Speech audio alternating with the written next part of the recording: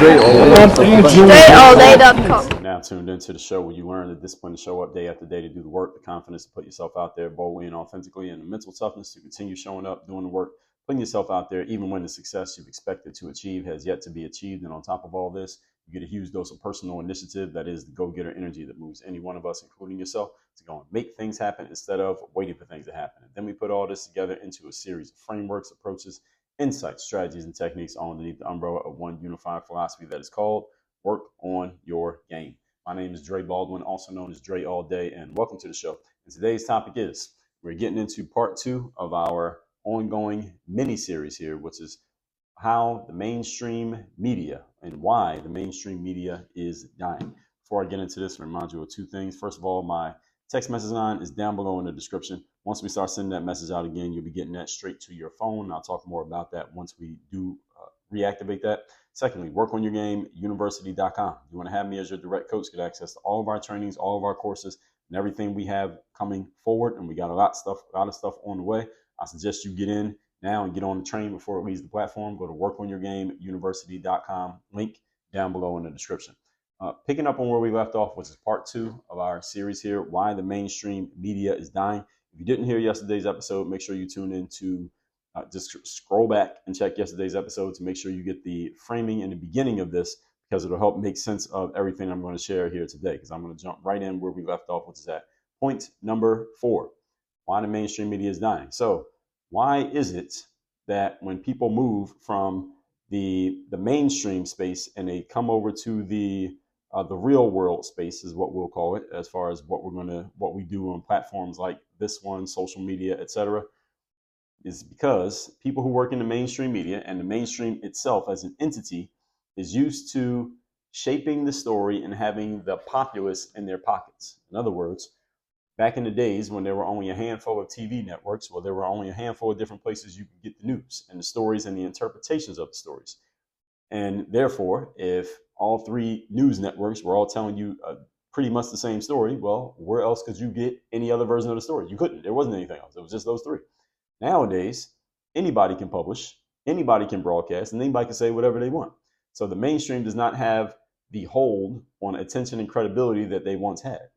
And see, when you work in the mainstream media, if you're a TV personality like a Don Lemon, or who else works on Jen Psaki, or Joy Reid, or Abby Phillip, or any of these folks who work in mainstream media, see, when you work in the mainstream, you have a built-in audience. And I'm talking specifically mainstream media, meaning people who work on news networks. So let's just use news networks. You have a built-in audience that you did not have to earn. That audience is not watching because of you. They're watching because you work for the platform that was already built. You work in an entity that was built by a platform that was there before you existed. And it's backed by people who are not you. It's not you. Now, yeah, you may have some individual fans, but people were watching that network and that show before you were even on the show. I'm talking to the people who are on the TV, the individual personalities. So there's a built-in audience. You didn't earn that audience. And you can say anything to a large percentage of people, and they're generally going to agree with you because they like the network and they like the show, even before you were around. And if those people didn't have any alternative sources through which to challenge or counter your message, then what you said was generally accepted because, again, there was no counter message. But in the independent space, or with the existence of the independent space, now you have to compete in the jungle rather than competing in the zoo with a bunch of other wild animals. And now you have to earn attention rather than having it fall in your lap. Again, 15, 20 years ago, you worked at CNN. There was only so many options a person had to get news from. So you had a built-in audience that wasn't going anywhere because there was nowhere to go. Nowadays, you work at CNN. Now, if people don't like what you're saying, they can go over to a podcast or to a YouTube channel, of which there are literally millions, and they don't have to listen to you ever again. They never have to come back to you. Or if you say something on there and people aren't sure what you're saying is true, they can pop up TikTok or Instagram or YouTube or X, and somebody will, within 15 minutes of you saying the bullshit that you said, fact check, truth check, and debunk the bullshit that you said and further hurt your credibility. And you may not be able to rebut until maybe later that day or the next day on your show. The problem is, if you lose credibility with people because you got caught in your lie or in your bullshit, people might not tune in tomorrow to hear what you have to say. You see, you don't have the same shelf life of attention from people that you used to have because, again, people have so many different options. And it's not that people's attention spans have gotten shorter. It's just that people have the luxury of not having a long attention span because they have so many choices. People have long attention spans when they find something that they like. That hasn't changed. It's just that we have more options to find. We have more options amongst which to choose in order to find what we like. See, when there were only 10 networks, we had to like one of the 10. But now there are a million networks. Now we can just keep scrolling until we find one we like. See, that's the difference. That's what's changed. So this is why in the independent space, we call it earned media. Earned media. What's earned media? It's media that you get because you did something that led to people choosing to give you their attention. You listening to this show, if you listened to this show before, at least one episode in the past, and you're listening to this episode now, then I consider you earned media. Or if you are listening to this episode 5 minutes from now, with regards to what I'm saying right now, then I have earned another minute of your attention. That's earned media. There is no built-in audience here. When I started putting content on the internet, I had no built-in audience. It was not a bunch of people waiting for Dre to launch a podcast or a YouTube or a TikTok just so they could come and start following me. That didn't exist. I just started putting stuff out, and I started earning the attention and admiration of people who liked what I was doing and what I was saying. That's earned media. When you work for CNN, like if I got hired at CNN today and my show comes on TV tomorrow, there's going to be a bunch of people, tens of thousands of people watching the show at 7 p.m. Eastern on CNN with me as the host, not because they came there for me, but because they came there for the show and they came there because they like CNN. I didn't have to earn that attention. I personally didn't have to earn it. But see, if I go start a new YouTube channel tomorrow, I got to earn every single eyeball of attention I get. I have to earn it. See, this is why there are two different games. It's like the lion living in the zoo versus the lion living in the jungle. They both eat twice a day, but the lion in the zoo has the food given to him by the zookeeper, whereas the lion in the jungle has to go kill something in order to eat. And the lion in the jungle might not eat today if he doesn't kill anything. The lion in the zoo is guaranteed to eat every day. There's a difference. They're both lions, but they're going to be completely different lions and running completely different races. So any of us in the independent space, we must earn the attention of people in order to get them to keep listening or watching or subscribing. And if we stop doing the things that earned their attention in the first place, they can leave us because they have millions of other options. For example, when I first started publishing online, most of my content, 99% of my content was basketball related, literally on the court basketball and talking about basketball. And when I stopped talking about basketball around 2015, I completely ceased putting out basketball related content, like on the court stuff for the most part. A lot of people who were following me only for basketball stopped following me, unsubscribed from me, and stopped listening to me, which I'm completely fine with because I'm not in the basketball space anymore. But I'm giving you that as an example to help you understand that I had earned an audience of people based on basketball. And when I stopped giving them basketball, they said, I still want basketball. He's not giving it. Let me go somewhere else. That's the way it works in the earned media space. People can leave you because they have other options if you stop giving them what they want. Or if what they want changes and you ain't giving it to them, they'll move on. There are some of you listening to me now who did follow me through basketball, or you found me via your desire for basketball material. Now you are on to other things that may not just be basketball. And because I'm also on other things, you said, okay, I'm on other things and Dre's on other things. So actually, I'll stick around. He's not giving the basketball anymore. But guess what? I'm not doing basketball solo anymore myself. This is you talking. Then I'm going to keep following Dre because he's talking about other things that are actually relevant to me in this aspect of my life. It ain't everybody, but there are some people for whom that is accurate. So the mainstream media is learning this in real time. What I just explained to you and I understand in my bones, they're just kind of sort of figuring this out. But again, it's a big conglomerate. They move slow. The mainstream media is learning that many people who used to work in the mainstream are now going independent and realizing that they're playing a game that they ain't that good at. Because again, they didn't have to earn it back then. Now they got to earn it. And some of them, this is natural because they were actually keeping it real already, as I told you on point number 4. But those who weren't, all right, now they're getting a rude awakening. Point number 5. Today's topic, once again, is why the mainstream media is dying. Independent platforms do not have a mandate as to what to say or what slant to take. See, this is the difference. When you work for the mainstream, you can't just say whatever it is that you want to say. If you work for a mainstream media platform who gets 90% of their ad revenue, because that's how money is made in mainstream media, they get 90% of their ad revenue from a pharmaceutical company. You can't go on there and you can't be on your show with your name on it and trash the medical industry because the people who are advertising are going to be calling your bosses like, yo, what the hell is this guy doing? Don't let him trash the medical industry. This is how we make our money from people buying this shit that we sell, these drugs that we manufacture. He can't be on here trashing that. We're going to pull our advertising. You let this guy keep saying that. So now my boss is going to call me and say, Dre, don't trash the mainstream, don't trash the medical industry anymore. And I say, well, I don't believe in the medical industry. I want to trash it. And they say, well, you can't do that if you work here. Trash the medical industry anymore, you won't have a job. And if I need to keep my job, I'm going to be quiet. This is how it works. This is why when you hear things from people in the mainstream media, you gotta question, do they actually believe what they're saying? When you hear someone say something who works for the government, you gotta question, do they actually believe what they're saying? When you hear someone who works in academia say something, or in corporate, do they actually believe what they're saying? Especially if they're saying it if they're saying it in their official role at work. Like if they're saying this like publicly and they're saying it under like I'm at work and I'm making this statement, I always got to take those things with a grain of salt. Any of you who works in a bureaucracy, if you say something to me while you're at work, I'm questioning if you truly believe what you're saying or you're just saying it because you're at work and you're saying it to protect your paycheck. And I ain't mad at you if you're saying things to protect your paycheck or if you're not saying things to protect your paycheck. I get it. That's the game. That's the hustle.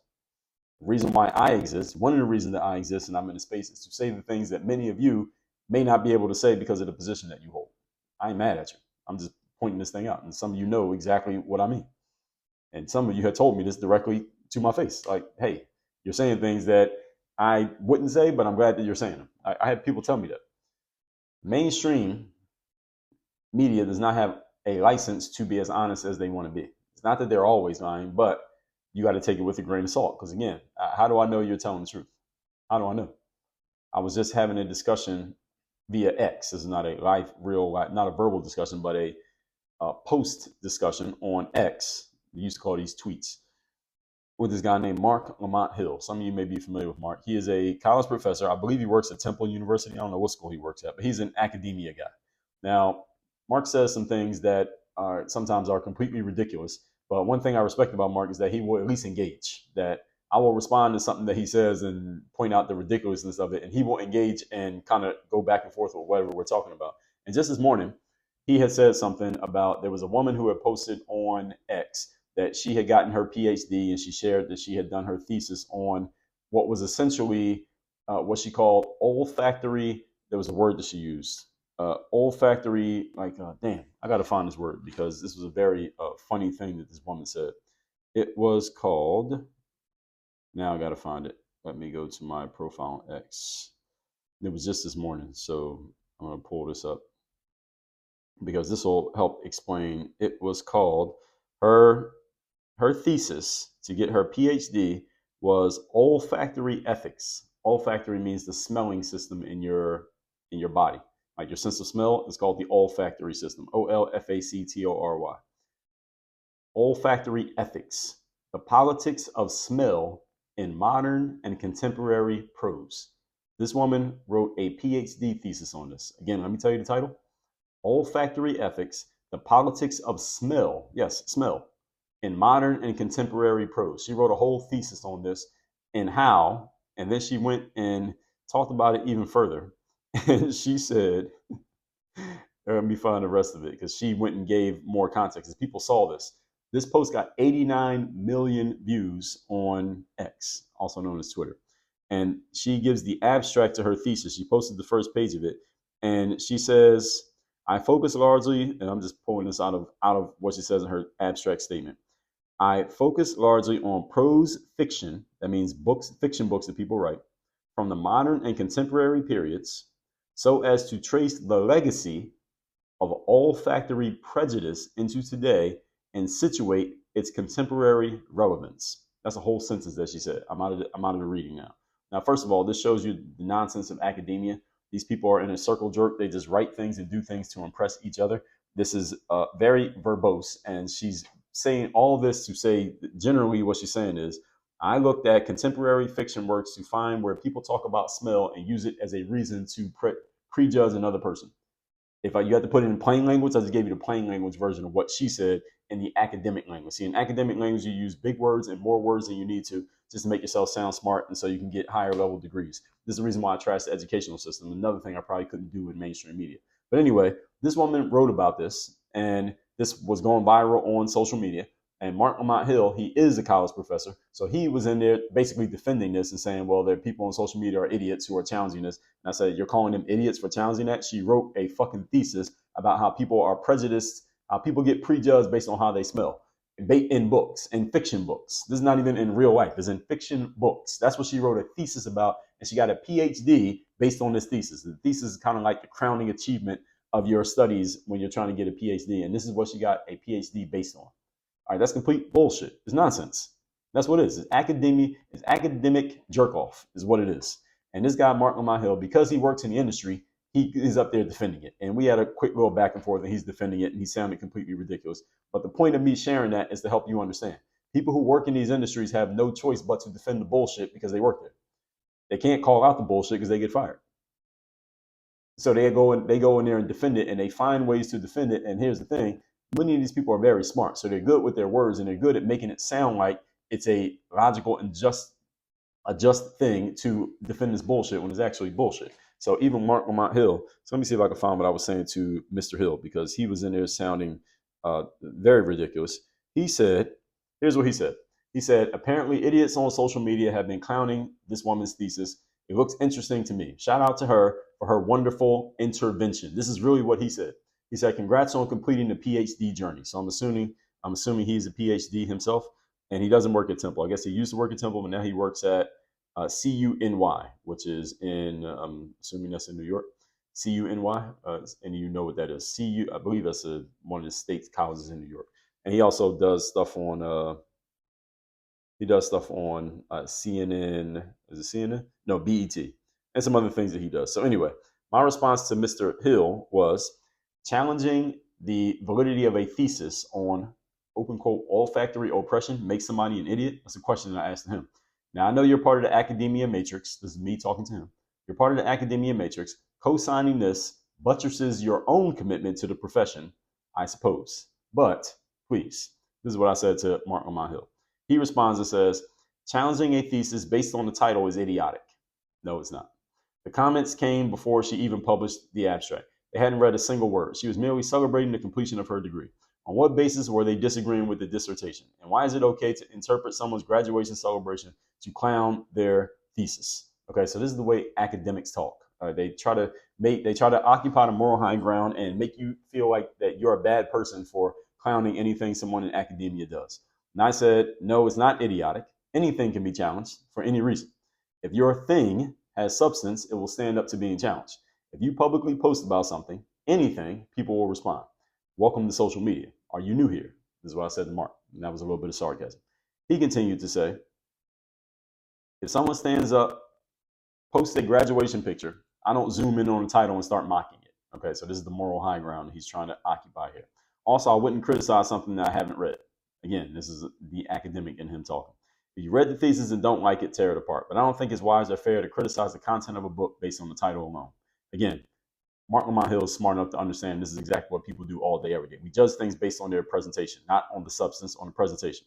He said, you're literally judging a book by its cover. That's not about being in academic. That's about being human. That's what I said. This is what he's saying. He says this is about being a reasonable person. I also wouldn't look at an album cover and say that music sucks. This is a false correlation, but okay.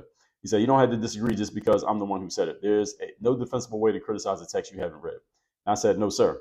Don't need to read the entire thesis to offer a critique of the title if I have a problem with the title. This is not a college lecture hall. It's social media.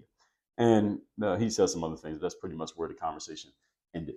I'm giving you all this to say this, that when people work in a certain place, they have no choice but to do what they're told. And when you work in academia, you have to defend other academics, because if you laugh at the ridiculousness of it, then you are basically, what's the word that I'm looking for here? You are basically devaluing what you've done your whole career. Your whole career is based on being in academia, so you can't laugh at academia, because then you're laughing at yourself. So these independent platforms, again, people like me, I don't have a mandate to say anything a certain way or slant things in a certain direction. I tell you what I actually think. If you agree, that's fine. If you disagree, that's fine. But you should never listen to anything that I say and say, well, Dre's only saying that because somebody made him say it or someone told him to say it. That's not the case. And it will never be the case over here.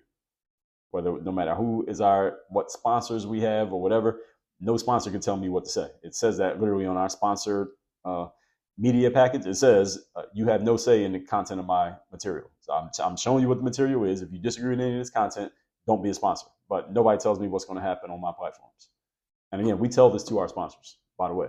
So this is not to say that every independent platform is credible, truthful, or worth listening to. That is not the case. what we can agree is that every independent platform says what they really believe and what they really feel, because no one is forcing them to give a certain message. Now, of course, we have the caveat that some independent people may sell out to sponsors and advertisers. They usually build their audience first before they get around to selling out to sponsors and advertisers. So if someone has big sponsors and big advertisers, they may be pushing stuff that they don't truly believe in simply because of the paycheck. But in order to get to the point of being able to sell out for a paycheck, you had to build an audience in the first place. So you still had to be genuine at some point. Whereas in the mainstream media, you can walk into an audience that you did no work to get. All right, you step into a job with the sponsors already built in, the money's already coming in, the audience is already watching, and you didn't do anything to earn it. You could be completely garbage. And there are many people who worked in the mainstream media who got handed a spot they didn't earn. And then when they got into that spot, it was obvious they were garbage and they got thrown out. To give you an example that's on the top of my mind, ESPN. They at one point, well, their biggest thing during a certain era before social media took over, during a certain era, the prime spot to work at ESPN was the 6 p.m. Sports Center. At 6 p.m. Eastern, every day, Sports Center would come on. This was the biggest show in sports on TV. This is before everybody was getting their news from the phone. And the people who worked this show, the co-hosts of this show, this is like prime real estate if you worked in the sports world, especially if you worked at ESPN. ESPN made a very bad decision, and I can't remember what years this was. This is maybe, let's say, 15-ish years ago, maybe a little bit less. And they tried to rebrand the 6 p.m. Sports Center. It was still Sports Center, but they gave it a nickname. They called it The Six, and they put two hosts on it. This guy named Michael Smith and a woman named Jamel Hill. They put them as the host of the 6 p.m. Sports Center. Now, Michael Smith, I actually liked his work. I haven't heard from him much since he left ESPN. He's still out there, but I actually liked Michael Smith's work. I didn't see him as a lead guy. He wasn't a 6 p.m. Sports Center guy, but he was good in the spaces where I did see him. Like, he would sometimes be on a show called Around the Horn, and he did other things, and I liked him. Jamel Hill, I was never a big fan. I felt like she was okay on some things, but I always felt that she lacked substance. But the two of them had good chemistry together on camera. So that's how the two of them got chosen to do the 6 p.m. Sports Center. They rebranded it the 6, and the show was a complete fucking disaster. It failed horribly. What happened is ESPN started losing viewers because they can track how many people are watching the show. And as soon as they put these two as the hosts of the show, built-in audience, prime spot, advertisers already in place, it still got worse because these two were so terrible. They both got pulled off the show. Not too long later, both of them didn't work at ESPN anymore. Jamel Hill moved into the race hustling industry. She's a 70% race hustler. 30% of the time she talks about other things, but 70% she's race hustling. And social issue hustling is what she's doing. It's not always on race, but oftentimes it is. And Michael Smith, I haven't really heard from him since. Point being that, number one, when you fail in the mainstream these days, you have no choice but to go independent. And number two, that people get handed audiences in the mainstream they didn't earn. And if you suck, it's still going to be obvious that you suck, even though you got handed an audience. So when you step into these spaces, or you look at the people who are stepping into these spaces, do not be impressed by the audience size that they have, because oftentimes they didn't earn it. And many times if they suck, it's going to be obvious. Just keep watching. All right, so point number 6. Today's topic, once again, is why the mainstream media is dying. Number 6, smartphones and social media has made unpolished production cool. Now you can be unpolished and it's cool. When I say unpolished, what I mean is you don't have to have a camera crew. You don't have to be on set. You don't need amazing lighting. You need good lighting, good enough that people can see you, but you don't need to have a whole stage set up in order to publish your stuff. You don't need a producer. You don't need to be in a studio. You don't need any of those things. People like to see just normal, everyday people doing things in a normal, everyday way and just getting your point across. People are okay with that these days. Actually, they look forward to it and look for it these days. They're not just accepting it, they look for it. And these days, for some people, this is not always the case, but for some consumers, the more polished you appear, the less trustworthy you seem to be. Just because you're so polished, people are like, all right, you're so polished, that means you might have somebody telling you what to say. I'm just guessing how people might be thinking. This doesn't apply all the time, again, because some people who are independent do have polished production processes. I know people who have studios and they got all the lighting and they got camera crews and all that stuff for their shows, even though they're independent. And I know people who, and there are people who work in the mainstream who then they'll go do stuff independently, and it'll be more unpolished stuff, more like homemade, as we said. So someone whose material is basically homemade can build an audience and be a trusted source and have dedicated followers simply because people see you as honest and real and they relate to you. You can build an entire brand, an entire business, make money, and have fans by simply publishing from your phone with nothing more than natural light and whatever it is that you want to say and whatever it is that you want to do. No special equipment, no special training, no access necessary, no credentials, no resume, no college degrees necessary. You can just put yourself out there. When I first started putting myself out there, I was publishing what were essentially homemade basketball training videos. It was clear enough for you to see. The sound was good enough for you to hear, and that's how I started to build my audience. It was never a polished production process. 99.9% of the content that I have published online in the last 20 years, and I got over 30,000 pieces of content out there, has been done in homemade, generally quote unquote homemade settings, unpolished settings. They're not done in studios. It's not done on a set. There's no production team. It's just me getting it done. Not that I don't have staff that can do things for me, but generally it's something that is not out of the reach of anybody in here. All right, what I use a computer. Most of you have that. This microphone that I'm using costs less than $200, probably less than $100 now. I have lights. My studio lights are, when I bought them, they were $120 a piece. I got one on my left and one in front of me. And again, all these things are cheaper now than they were even when I bought them, because I've sent other people links to get these, and they're like half the price of what I paid. I got a phone to record. I got a microphone that costs like $30. Now, any of you can do this. That's the point. The software I use to record on is free, open source software. Any of you can do this. So you don't need anything special to do this. And that's the competition. And more people can relate to someone who is giving them the real in an unpolished way than they can relate to somebody who's on TV. Especially if you can see the person on TV and you know that they're lying, or you think that they're lying, or you can prove that they're lying. All right, that matters a lot. All that said, recapping here, we're on part 2, why the mainstream media is dying, part 2 of 2. Number 4, mainstream is used to shaping the story and having a populace in their pockets. That's not the case anymore, because now people can go and double check anything that you said, and you have to earn your audience when you're independent. That's why they call it earned media, whereas when you work in the mainstream, the media is already built in. Number 5, independent platforms do not have a mandate as to what to say or what slant to take. If any of you who didn't know, the pharmaceutical companies in America, they supply about 80% or more of the advertising revenue that mainstream media platforms earn. And that's how they make their money, by the way. So anybody you hear about on TV, how much money they make, they're making the money because of advertisers, and 80% of the advertising dollars are coming from pharmaceutical companies. So if you want to know why so many mainstream media networks were pushing so hard for you to go take that jab a few years ago, this is why. Right? This is the reason why. Because they're getting paid by the pharmaceutical companies, and the pharmaceutical companies made their money by getting you to take that jab. So do you think you got hoodwinked into taking it? Whether you think it was good for you or not, they were pushing this on you. And if it was saving your life, why they got to push it on you? I've talked about this enough. Point number 6, smartphones and social media has made unpolished production cool.